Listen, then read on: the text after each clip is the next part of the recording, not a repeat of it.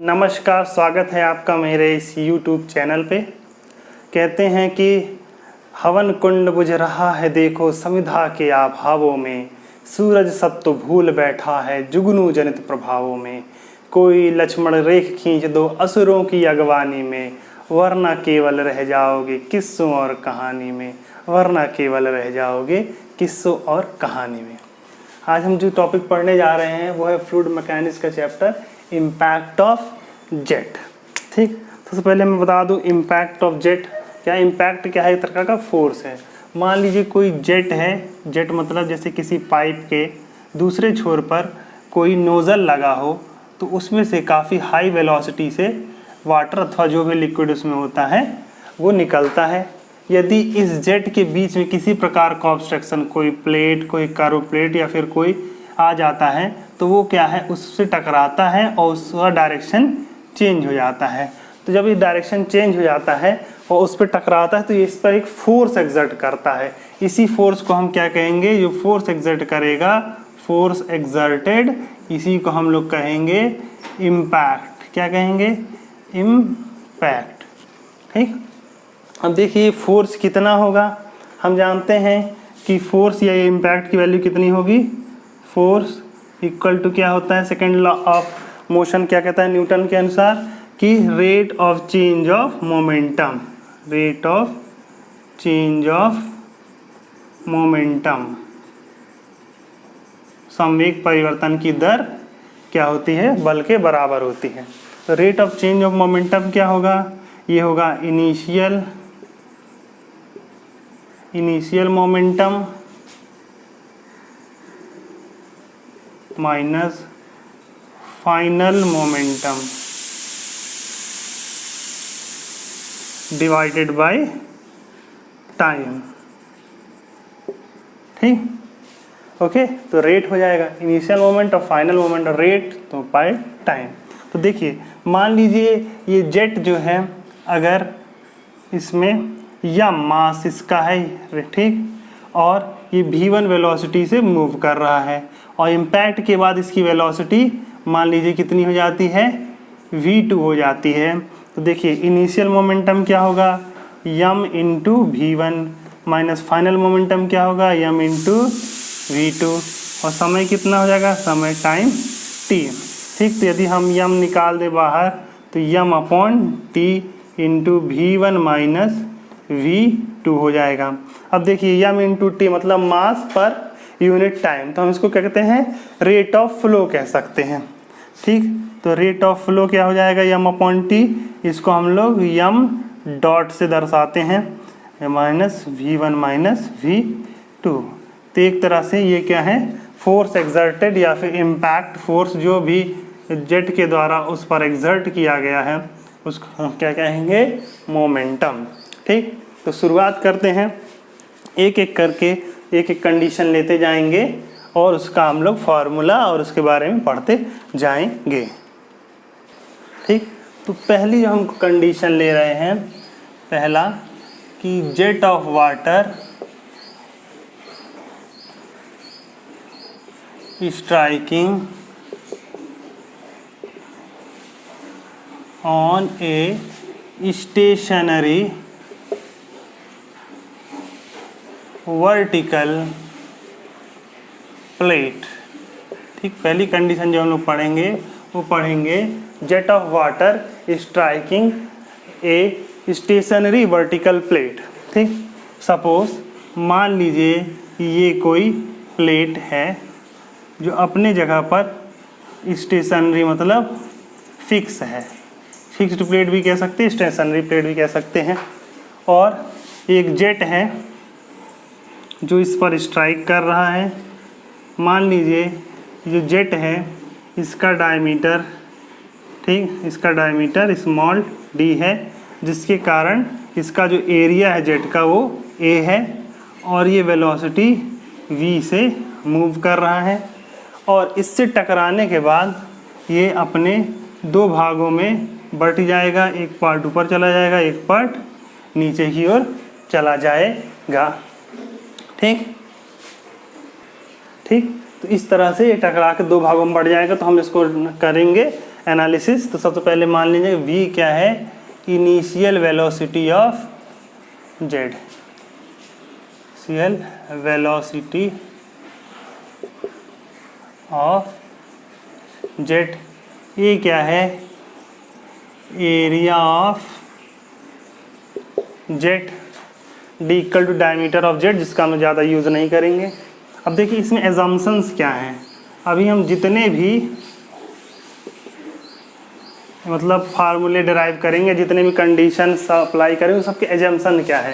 पहला एजम्पशन ये रहेगा कि plate is frictionless, plate is frictionless, मतलब जिस प्लेट पे ये जेट टकरा है वो कैसा है, फ्रिक्शनलेस है, मतलब उसमें किसी प्रकार का फ्रिक्शन नहीं है, जिसके कारण जो भी जेट टकराएगा वो अपनी वेलोसिटी नहीं खोएगा। क्यों? क्योंकि फ्रिक्शन लॉस है नहीं, तो उस पर किसी प्रकार का मतलब बल नहीं लगेगा, तो जिस वेलोसिटी से आएगा उसी वेलोसिटी से दोनों तरफ से ये निकल भी जाएगा। ठीक, तो मतलब v जिस ट्रैक से टकराएगा तो इसमें हम क्या मानेंगे कि फ्रिक्शनलेस है। Number 2, there are no losses, there are no losses, हम लोग किसी प्रकार का लॉस नहीं मान रहे हैं। ठीक, जो एग्जाम्पल कि इम्पैक्ट लॉस, जैसे इम्पैक्ट लॉस हो जाता है कभी कभी। ठीक, जब किसी सतह से कोई जेट टकराता है तो क्या है, इस पर इम्पैक्ट डालते तो वहाँ पर इम्पैक्ट लॉस हो जाता है, तो यहाँ पर हम लोग इम्पैक्ट लॉस को भी निगलेक्ट कर रहे हैं। ठीक, सभी प्रकार के लॉसेस क्या हैं, निगलेक्ट कर दिए गए हैं। ठीक, और तीसरा जो कंडीशन माना गया है, there is no change in elevation, मतलब उस एलिवेशन में किसी प्रकार का चेंज नहीं है, मतलब जिस डेटम पे जेट स्ट्राइक कर रहा है उसमें किसी प्रकार चेंज माना जा रहा है कि एकदम सीधा जा रहा है, नो एलिवेशन चेंज। ठीक, तो ये तीनों एजम्पशन के आधार पे हम लोग इस केस को और इसके आगे जो केस स्टडी करेंगे उसमें भी ये सारे एजम्पशन मानेंगे। तो सबसे पहले देखिए हम लोग निकाल लेते हैं, हम जानते हैं कि इन पर फोर्स क्या होगा, force exerted by the jet on plate, सीधा सीधा फार्मूला क्या है, m into initial velocity minus final velocity. ठीक, तो देखिए हम लोग क्या लेंगे, force exerted by the jet on the plate. ठीक, तो देखिए इसके नॉर्मल हम लोग लेंगे यहाँ पे नॉर्मल फोर्स। ठीक, क्या लेंगे, normal force exerted by the jet on the plate इस डायरेक्शन में। देखिए तो पहले मास निकाल लेते हैं, मास ऑफ फ्लो यम, यम की वैल्यू देखिए कितनी होगी, मान लीजिए ये क्या है, ए मास रेट ऑफ मास निकाल लेते हैं। ठीक, देखिए क्या है, ये ए है, क्या है, एरिया इंटू वेलोसिटी, वेलोसिटी का मल्टीप्लाई कर देंगे तो ये क्या हो जाएगा, वॉल्यूम पर सेकेंड हो जाएगा, और इसमें अगर हम डेंसिटी का मल्टीप्लाई कर देंगे तो जाएगा मास पर सेकेंड, तो रेट ऑफ मास। ठीक, तो इसमें क्या, rate of mass equal to rho into A into V हो जाएगा। यहाँ पर हम mass of rate of mass ले लेते हैं। ठीक, ओके, तो अब ये हो जाएगा इतना, तो मास की वैल्यू आ गई रो ए इंटू वी।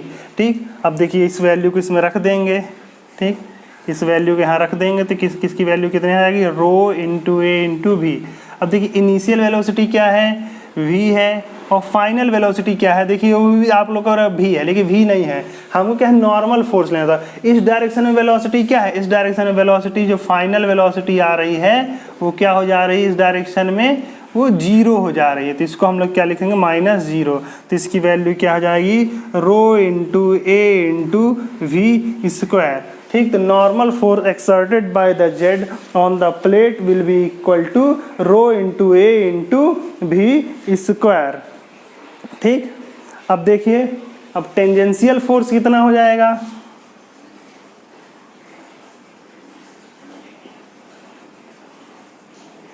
टेंजेंशियल फोर्स कितना हो जाएगा, देखिए जो वेलोसिटी इस डायरेक्शन में है उतनी ही वेलोसिटी उसके अपोजिट डायरेक्शन में भी है। तो दोनों क्या है आपस में एक दूसरे को कैंसिल कर देंगे।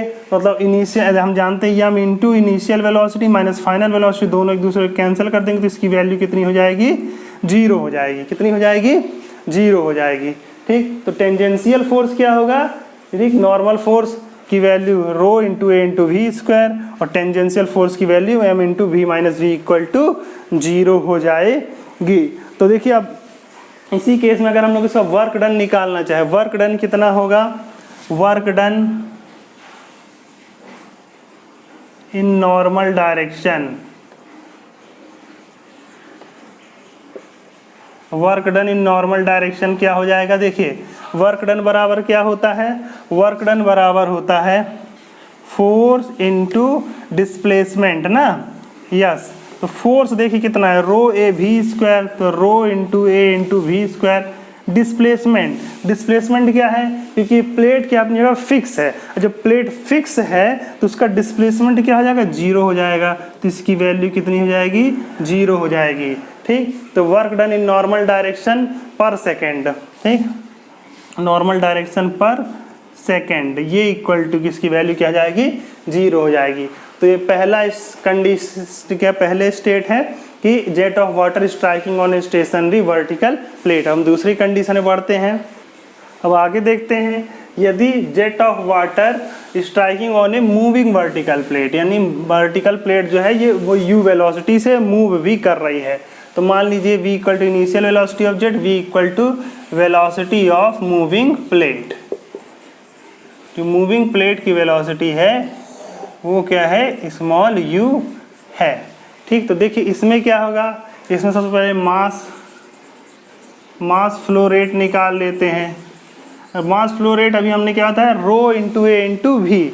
वी क्या है? देखिए जो दोनों के बीच रिलेटिव वेलोसिटी हो, क्योंकि वहाँ पे एक ही जेट की वेलोसिटी दूसरा स्टेशनरी था इसीलिए वहाँ पे हमने वी लिखा था। लेकिन यहाँ पे मास फ्लो रेट क्या हो जाएगा? रो इंटू ए इंटू दोनों के बीच की रिलेटिव वेलोसिटी क्या होगी? ये वी से आ रहा है, ये इन दोनों दूर भाग रहा है, दोनों के बीच की रिलेटिव वेलोसिटी क्या आ जाएगी? V minus U. ठीक, दोनों के बीच की रिलेटिव वेलोसिटी क्या हो जाएगी? V minus you. अब देखिए इसमें नॉर्मल फोर्स निकाल लेंगे।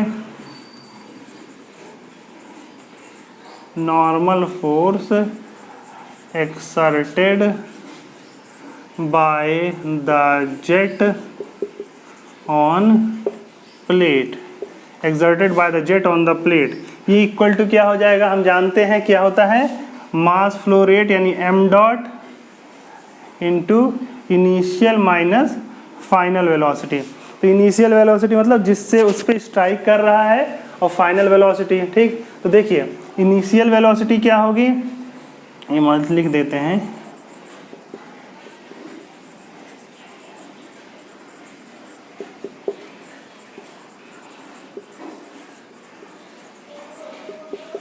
ठीक, देखिए यम की वैल्यू क्या है? Rho into A into V minus you. अब देखिए इनिशियल वेलोसिटी की वैल्यू क्या हो जाएगी? ये इससे किस वेलोसिटी से अप्रोच कर रहा है? रिलेटिव वेलोसिटी से, तो इसकी वैल्यू हो जाएगी वी माइनस यू। लेकिन फाइनल वेलोसिटी इस डायरेक्शन जेट की क्या है? 0 हो जा रही है। प्लेट भले मूव कर रही है लेकिन जेट क्या है? जेट तो उस डायरेक्शन जा ही नहीं रहा, जेट तो अपना डायरेक्शन उस बदल लिया है, तो उसकी वैल्यू क्या हो जाएगी? 0 हो जाएगी। ठीक, तो इसका जो फाइनल वैल्यू हो जाएगा रो ए भी माइनस यू का स्क्वायर। ठीक, तो force exerted by the jet on plate in जब प्लेट क्या है? मूविंग वर्टिकल प्लेन, यानी मूव कर रही हो तब क्या हो जाएगा कि इसकी वैल्यू इतनी हो जाएगी रो ए भी स्क्वायर। अब देखिए वर्क डन पर सेकंड निकाल लेंगे, यानी वर्क डन पर सेकंड मतलब पर सेकंड कितना वर्क कर रहा है? वो क्या होता है? Force into displacement. क्या होता है? फोर्स इंटू डिस्प्लेसमेंट, यही होता है ना वर्क डन। तो फोर्स की वैल्यू क्या है? रो ए भी माइनस यू का स्क्वायर। ठीक है, इसके डिस्प्लेसमेंट कितना है? डिस्प्लेसमेंट प्लेट में हो रहा है वो यू वेलोसिटी का। ठीक, मतलब जेट लगातार इंपैक्ट कर रहा है जिसके कारण वो यू वेलोसिटी से दूर भाग रही है, तो डिस्प्लेसमेंट कितना हो जाएगा? यू हो जाएगा। तो ये वर्क डन का फार्मूला हो जाएगा rho A we minus u का स्क्वायर इंटू यू। अब अगली कंडीशन, ठीक, तो ये हो गया jet of water striking on a moving vertical plate. अब अगली कंडीशन ले लेते हैं। ठीक, देखिए अब अगला जो पढ़ने जा रहे हैं वो jet of water striking a stationary inclined plate. मान लीजिए प्लेट जो है इंक्लाइंड है और उस पर जेट क्या है, इस पर इम्पैक्ट कर रहा है और वो एंगल थीटा पर है। ठीक, तो हम लोग क्या करेंगे, यहाँ पे डी क्या है, डायमीटर ऑफ द जेट है, ए इक्वल टू एरिया जो है, क्यू क्या है, डिस्चार्ज है, किस में होगा, मीटर क्यूब पर सेकेंड में होगा, theta equal to angle of inclination. Theta क्या है, angle of inclination.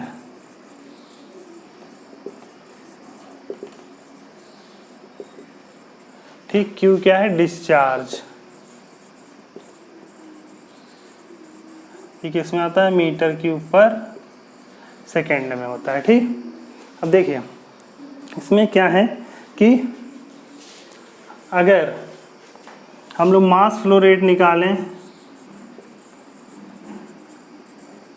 Mass flow rate, देखिए मास फ्लो रेट क्या होगा, mass flow rate rho into A into V velocity से इस पे जो मूव कर जा रहा है उतना ही होगा। देखिए ये ए इंटू वी होता है, इसकी वैल्यू क्यू के बराबर हो जाती है, एरिया इंटू वेलोसिटी। क्यों, एरिया इंटू वेलोसिटी तो वॉल्यूम हो जाता है, वॉल्यूम पर सेकेंड आ जाता है। तो मास फ्लो रेट को हम लोग रो इंटू क्यू भी लिख सकते हैं। जैसे सीधा डिस्चार्ज दिया हो क्वेश्चन में तो एरिया उसको खोजने की जरूरत नहीं है। ठीक, हम लोग सीधा रो इंटू क्यू लिख देंगे।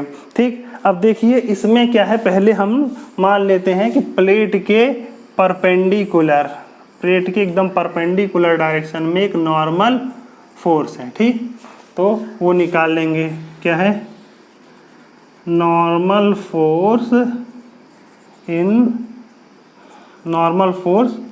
ऑन प्लेट, प्लेट पे नॉर्मल फोर्स निकाल लेंगे। ठीक, तो जानते हैं कि हम लोग क्या जानते हैं कि जो वो भी इम्पैक्ट होता है या फोर्स होता है उसकी वैल्यू क्या होती है, initial momentum minus final momentum, यानी mass flow rate into initial velocity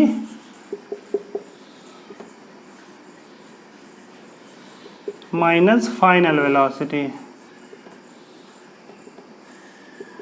ठीक, तो देखिए मास फ्लो रेट क्या है, रो इंटू क्यू मान लीजिए। ठीक, इनिशियल वेलोसिटी क्या है, देखिए हम लोग उसके क्या है, नॉर्मल निकालना है। ठीक, तो नॉर्मल डायरेक्शन में हमको इसकी वेलोसिटी निकालनी पड़ेगी। तो ये देखिए ये वेलोसिटी क्या है, ये वेलोसिटी मान लीजिए ये वेलोसिटी है, ये इसका एंगल थीटा है। ठीक, और ये एक वेलोसिटी है। ठीक, तो इस वेलोसिटी, इस डायरेक्शन में वेलोसिटी क्या हो जाएगी, v cos थीटा। ठीक, और ये क्या हो जाएगी, v sin थीटा। ठीक, तो क्या हो जाएगी, इनिशियल वेलोसिटी नॉर्मल डायरेक्शन में v sin थीटा, और फाइनल वेलोसिटी क्या हो जाएगी, देखिए फाइनल वेलोसिटी हो जाएगी, क्योंकि इसके इस डायरेक्शन में कोई वेलोसिटी नहीं है तो उसकी वैल्यू क्या हो जाएगी, जीरो हो जाएगी। तो इसका आंसर आ जाएगा rho Q V sine theta. क्या हो जाएगा, rho Q V sine theta, या इसी को हम लिख सकते हैं rho A V square sine theta. क्यों, क्योंकि क्यू की वैल्यू क्या है, ए इंटू वी है। तो आंसर क्या आ जाएगा, rho A V square sine theta. अब देखिए इसको हम लोग दो डायरेक्शन में, इसको क्या है, जो एफ एन फोर्स है, इसको हम लोग दो डायरेक्शन रिजॉल्व करना चाहें तो एक इस डायरेक्शन में जेट की डायरेक्शन में कर सकते हैं, दूसरा जेट के परपेंडिकुलर कर सकते हैं। ठीक, तो देखिए क्यों, क्योंकि एंगल थीटा है तो दूसरा एंगल क्या हो जाएगा, ये 90 माइनस थीटा हो जाएगा, यानी ये एंगल क्या है, 90 माइनस थीटा हो जाएगा। तो ये अगर एफ एन है तो इसका इस डायरेक्शन में प्रोजेक्शन क्या हो जाएगा, F N into cos 90 minus theta, और परपेंडिकुलर वाला क्या हो जाएगा, F N sine 90 minus theta हो जाएगा। ठीक, तो अब देखिए हम लोग फोर्स निकाल लेंगे, force in direction of jet, jet की डायरेक्शन निकाल लेंगे, वो क्या हो जाएगा, एफ एन इंटू क्या हो जाएगा, कॉस 90 माइनस थीटा हो जाएगा। दोबारा एफ एन की वैल्यू कितनी है ये निकाला है हम लोगों ने नॉर्मल फोर्स। एफ एन की वैल्यू कितनी है rho A V square sine theta, तो रो इंटू ए इंटू भी square into sine theta already है, और ये हो जाएगा इंटू कॉस 90 माइनस थीटा, या इसको हम लिख सकते हैं rho A V square sine theta. Cos 90 minus theta की वैल्यू भी क्या हो जाती है साइन थीटा, तो ये हो जाएगा इंटू साइन स्क्वायर थीटा। ठीक, तो ये हो जाएगी इसकी वैल्यू रो ए भी साइन स्क्वायर थीटा। ठीक, ये हो जाएगा एक्स डायरेक्शन, मतलब सीधा सीधा ऐसा मान लीजिए कि जेड की डायरेक्शन में क्या फोर्स हो जाएगा, इसको हम लोग एफ एक्स कह रह सकते हैं। ये जो अभी हम लोगों ने निकाला है कितना हो जाएगा, ये एफ एक्स की वैल्यू हो जाएगी, इसको हम लोगों ने एफ एक्स कहा है, इसको मान लीजिए हम लोग एफ वाई कह देते हैं। एफ वाई की वैल्यू कितनी हो जाएगी उसको निकालते हैं हम लोग। अब देखिए इसमें अगर इसी को क्यू के फॉर्म में लिखना हो तो इसी को हम लिख सकते हैं rho into Q into V into sine square theta. ठीक, अब आगे बढ़ते हैं तो ले लेते हैं इसी के आगे। अब लोग अगर वाई डायरेक्शन में फोर्स निकालना चाहें,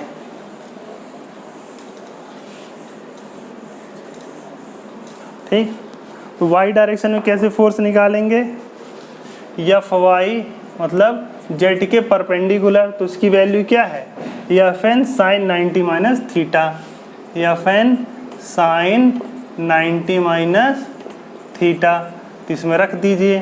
ठीक, तो इसकी वैल्यू कितनी है, एफ एन की वैल्यू क्या है rho A V square sine theta, तो रो A V square sine theta into sine 90 minus theta. ठीक, साइन 90 माइनस थीटा को हम लोग क्या जानते हैं कॉस थीटा होता है, तो जाएगा rho A V square sine theta into cos theta. ठीक, बस इसको आप चाहें तो लिख सकते हैं rho Q V sine theta upon cos theta को हम लोग लिख सकते हैं। अगर हम लोग इसमें 2 का मल्टीप्लाई कर दें, ठीक है, और 2 का भाग भी दे दें, तो ये हो जाएगा 2 sine theta into cos theta to sine 2 theta by 2। ठीक, तो इस तरह से हम लोग इस डायरेक्शन में निकाल सकते हैं। ठीक, अब वर्क डन कितना होगा देखिए। अब देखिए क्यों, क्योंकि प्लेट स्टेशनरी है इसलिए डिस्प्लेसमेंट 0 है, तो जैसे इसके पहले 0 था तो इसी प्रकार इसका भी वर्क डन इस केस में भी क्या हो जाएगा 0 होगा। तो सीधा सीधा मानिए जब तक बॉडी मूव नहीं करेगी जेट के इम्पैक्ट से तब तक जो होगा वर्क डन क्या हो जाएगा 0 हो जाएगा। अब अगले पे पहुँचते हैं। अगला जो हम लोग ले लेते हैं अगला केस वो है impact of jet on moving inclined plate. ठीक, देखिए यदि कोई प्लेट क्या है यू वेलोसिटी इंक्लाइंड भी है एंगल थीटा पे और यू वेलोसिटी से मूव भी, rate of mass flow equal to हो जाएगा rho into A into V minus U हो जाएगा। क्यों, क्योंकि यू वेलोसिटी से दोनों के बीच में रिलेटिव वेलोसिटी है। ठीक, और दूसरा, ठीक, अब देखिए इसका नॉर्मल फोर्स हम लोग को निकालना है एफ एन। ठीक, F N normal force to the plate.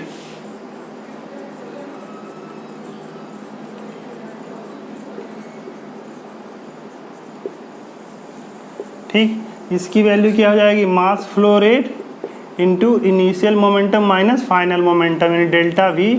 ठीक, तो यह जो कि इसकी वैल्यू क्या है rho into V minus U, ये तो देखिए है। अब देखिए इसको एफ एन इस डायरेक्शन में देखिए वेलोसिटी वी है, इनकी तो रिलेटिव वेलोसिटी क्या हो जाएगी वी माइनस यू हो जाएगी। तो एक डायरेक्शन ये है एक डायरेक्शन ये है, तो इस डायरेक्शन में अगर हमको निकालना है ये एंगल कितना दिया हुआ है थीटा दिया हुआ है। ठीक, तो ये किस क्या आ जाएगा इस डायरेक्शन में का इसका प्रोजेक्शन निकालेंगे तो जाएगा भी माइनस यू कॉस थीटा और ये हो जाएगा भी माइनस यू साइन थीटा। ठीक, तो इस डायरेक्शन में क्या हो जाएगी velocity v minus you sign theta. ठीक, और इसके देखिए इसका डायरेक्शन में फाइनल वेलोसिटी क्या हो जाएगी वो 0 हो जाएगी। क्यों, क्योंकि उसके आगे है ही नहीं वो। हो जाएगा rho into A into V minus u का स्क्वायर इंटू साइन थीटा।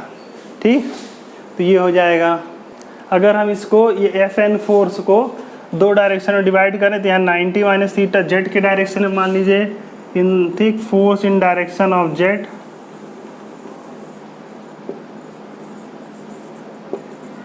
ठीक, जेड की डायरेक्शन में अगर हम लें तो इसको मान लीजिए एफ एक्स मान लेते हैं।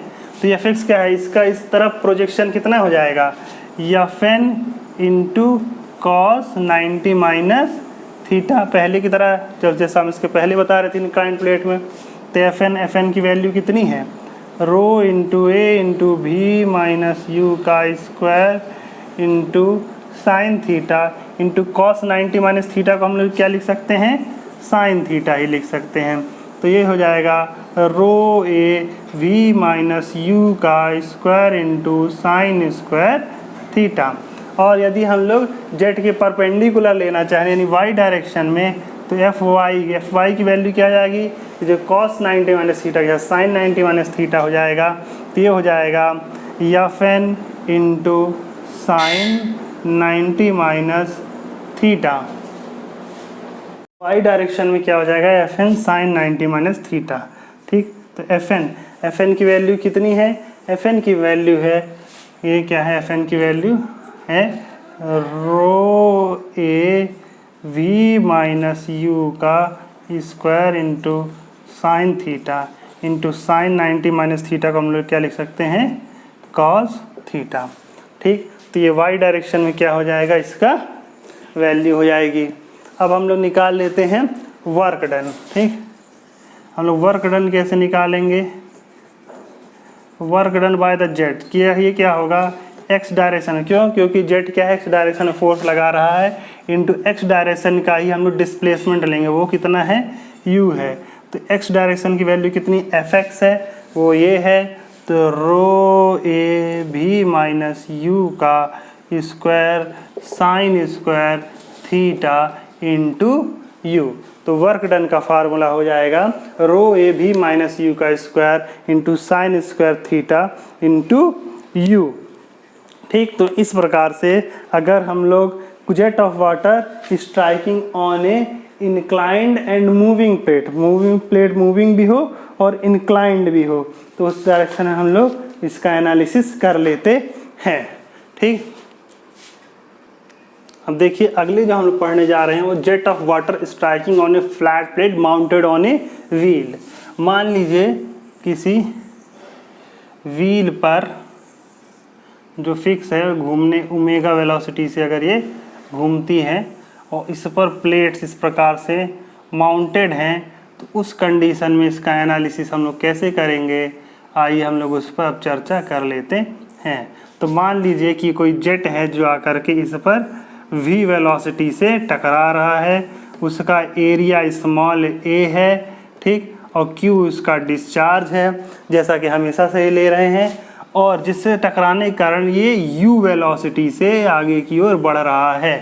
ठीक, और ये जो व्हील है इसका डायमीटर क्या है, कैपिटल D है। ठीक, ओके, और इसका n क्या है, rpm क्या है, n rpm है, D डायमीटर है और n क्या है, इस व्हील का rpm है, rpm। ठीक, तो देखिए तो u की वैल्यू क्या होगी, u की वैल्यू होगी pi into D into N upon 60।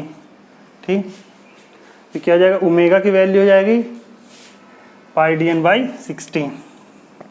ठीक, ओके, तो अब क्या है, इसमें मान लीजिए कि ये इस पे स्ट्राइक कर रहा है। ठीक, तो मास फ्लो रेट पहले निकाल लेंगे, mass flow rate M dash equal to जाएगा रो इंटू ए इंटू क्यों, क्योंकि इसमें से v वेलोसिटी से निकाला तो rho into A into we. ठीक, ये क्या हो जाएगा, इसका मास फ्लो रेट। अब देखिए हम जानते क्या है कि फोर्स एक्सर्टेड निकालना है, फोर्स एक्सर्टेड हम लोग क्या जानते हैं, मास flow rate into change in velocity यानी डेल्टा वी। ठीक, तो मास फ्लो रेट क्या है, rho into A into we है। ठीक, अब इसमें किस वेलोसिटी से उस पर फोर्स एग्जर्ट कर रहे हैं, तो ये हो जाएगा, देखिए इन दोनों का डेल्टा भी क्या है, v माइनस यू, दोनों का रिलेटिव वेलोसिटी, क्यों, क्योंकि इस पर टकराएगा तो ये व्हील से घूम जाएगी, तो दोनों के बीच रिलेटिव वेलोसिटी आ जाएगी, तो हो जाएगा v माइनस यू, ये क्या हो जाएगा, फोर्स एग्जर्टेड हो जाएगा, पर सेकेंड में ही है। ठीक, अब इसके बाद हम लोग निकाल लेंगे इसका वर्क डन। ठीक, तो वर्क डन पर सेकेंड बराबर क्या हो जाएगा, ये हो जाएगा फोर्स इंटू डिस्प्लेसमेंट, क्या हो जाएगा, फोर्स इंटू डिस्प्लेसमेंट। ठीक, तो फोर्स की वैल्यू क्या है, rho into A into V minus you, और डिस्प्लेसमेंट कितना हो जाएगा, u वेलोसिटी भाग रहा है तो u इसका डिस्प्लेसमेंट हो जाएगा, तो ये इसकी वैल्यू हो जाएगी, क्या हो जाएगी, rho into A into V minus U. ठीक, अब देखिए अगर हम लोग इस, ये वर्क डन इसका, अगर हम लोग इसकी एफिशिएंसी निकालना चाहें, ठीक, एफिशिएंसी, तो एफिशिएंसी क्या होगा, वर्क डन पर second divided by kinetic energy.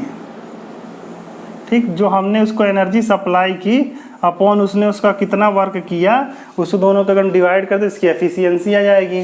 तो वर्क डन पर सेकेंड क्या है, rho into A into V minus U divided by kinetic energy 1/2 M into V into square, तो v से v कैंसल हो गया।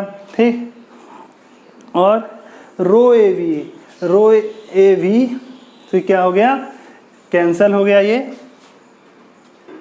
अब अगर हम लोग ऊपर नीचे दोनों जगह पे v का मल्टीप्लाई कर दें,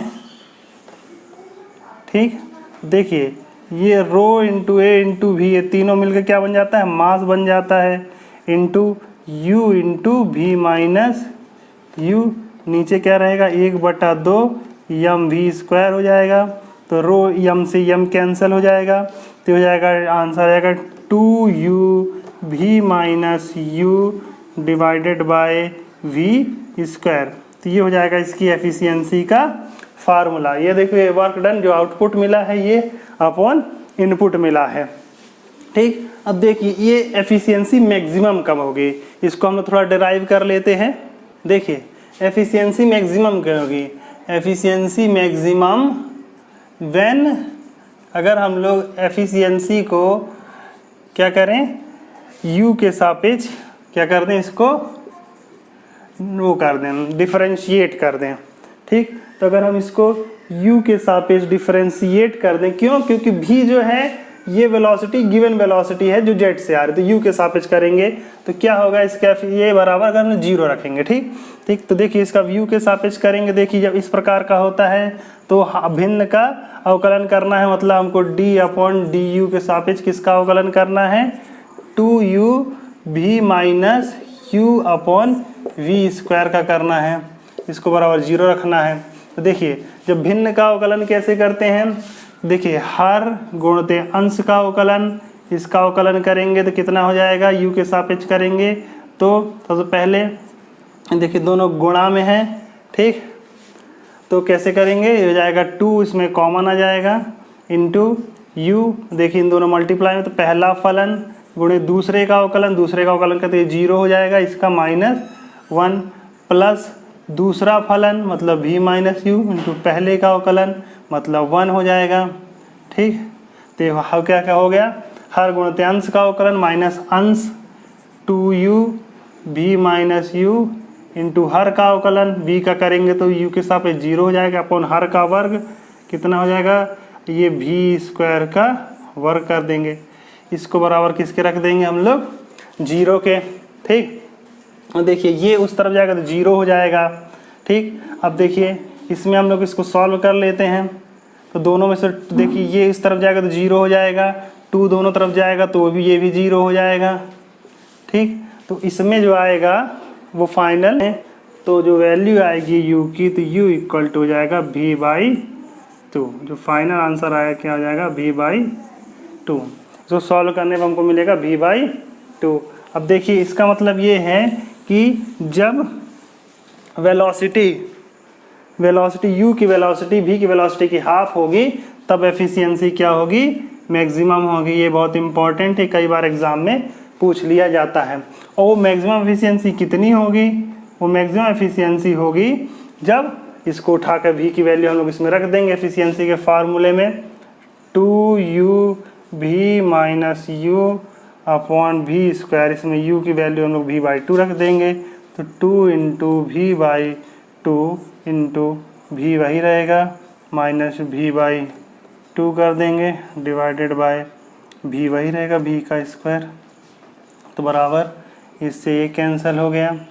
ठीक, इस v से ये भी कैंसिल हो गया, दोनों में से v कॉमन निकाल लेंगे तो वो भी कैंसिल हो जाएगा, तो ये आ जाएगा 50.5 आ जाएगा। इसी को हम लिख सकते हैं 50%। तो जो मैक्सिमम एफिशिएंसी हो जाएगी वो कितनी हो जाएगी? 50%। तो मित्रों, इम्पैक्ट ऑफ जेट में आज के लिए इतना ही। इसके आगे हम लोग नेक्स्ट चैप्टर में पढ़ेंगे। तब तक के लिए धन्यवाद। तैयारी जारी रखिए, जीत आपकी निश्चित है, क्योंकि कोई भी लक्ष्य बड़ा नहीं, हारा वही जो लड़ा नहीं। धन्यवाद।